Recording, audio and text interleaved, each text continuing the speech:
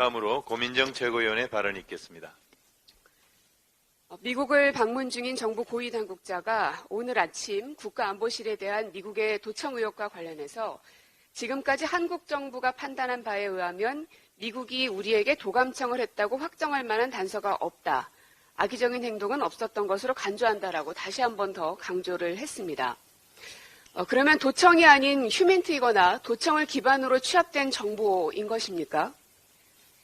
이번 도청 기밀 문건 유출 혐의로 미국의 21세 군인이 체포됐습니다. 뿐만 아니라 미국 정부는 조작되지 않은 것으로 보이는 문건을 비롯해 라면서 발표를 하는 걸 보면 모두를 위조라고 말하지도 않습니다. 그리고 미국 정부는 이 사태를 매우 심각하게 받아들이면서 진상조사를 벌이겠다고 합니다. 정부가 해야 할 일은 거짓말을 하고 겁박을 하는 것이 아니라 진상을 조사하는 것 아닙니까?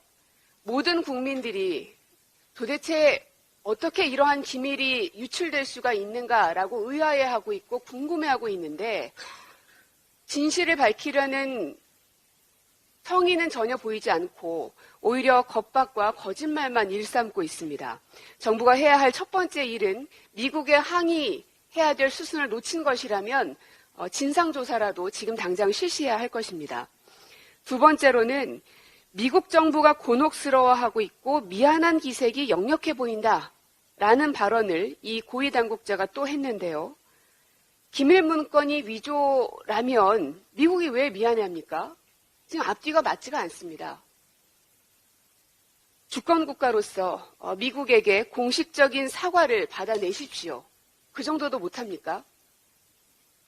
이번 도청 사태에서 악의를 갖고 했다는 정황은 발견되지 않고 있다. 조금 전에 보셨던 영상 속의 그 인물은 굴욕적 한일회담을 주도한 장본인으로 지목된 인사이기도 합니다.